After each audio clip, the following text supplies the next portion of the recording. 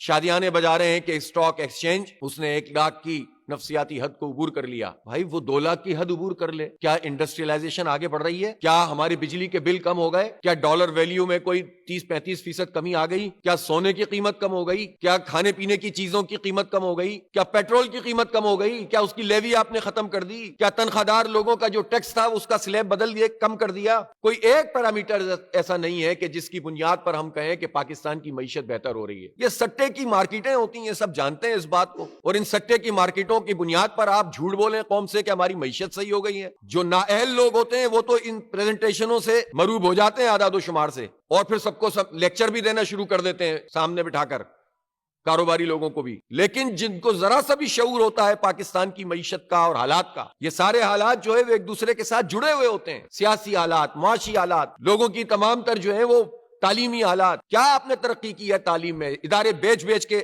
آپ جان چھڑا رہے ہیں. 13,000 ادارے پنجاب میں آپ نے کہہ دیا کہ چلیں ہم دوسروں کے حوالے کرتے ہیں، اور بالآخر اپنی جو ہے وہ جان چھڑانے کی کوشش کر رہے ہیں. پی آئی اے کا یہ حال کر دیا، تباہ کرتے ہیں اداروں کو، برباد کر دیتے ہیں، نقصان میں لے آتے ہیں، اس میں کوئی گورننس نہیں ہوتی.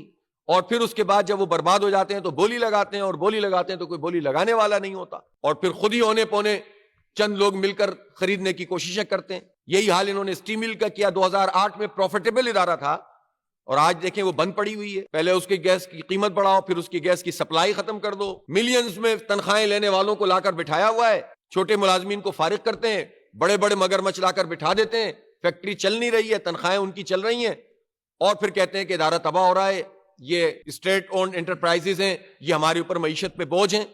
تو یہ بوجھ کس نے پیدا کیا ہے؟ یہ ان اداروں کو تباہ کون کرتا ہے؟ یہ جو پی ڈی ایم کی حکومت ہے، جس نے ابھی تازہ کارروائی ڈال کے 26ویں ترمیم پاس کروائی تھی، Noon League, Peoples Party, J U I, M Q M type کی پارٹیاں، یہ سب ذمہ دار ہیں نا اس پورے عمل کی.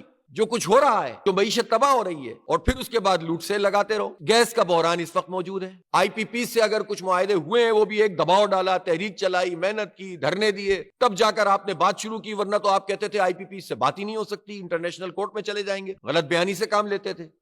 چلیں کچھ جو سے بات ہو گئی، کچھ بند ہو گئی، تو پھر بجلی کے بل کم کیوں نہیں ہو رہے؟ تو یہ ساری چیزیں اپنی جگہ موجود ہیں. کوئی ایسی علامت نہیں جس سے عام آدمی کو ریلیف مل رہا ہو. کیا یونیورسٹیوں کی فیسیں کم ہو گئی ہیں؟ کیا لوگوں کے لیے تعلیم کا حصول آسان ہو گیا ہے؟ کیا آئی ٹی میں حکومت نے ایسے اقدامات کر دیے ہیں؟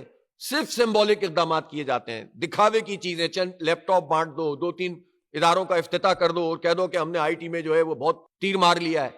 یہ دھندا جو ہے پچھلے 10-15-20 سال سے چل رہا ہے آئی ٹی کی فیلڈ میں. $3.2 بلین کی ایکسپورٹ ہے. پڑوسی ملک کی $227 بلین کی ایکسپورٹ ہے. آپ بتائیے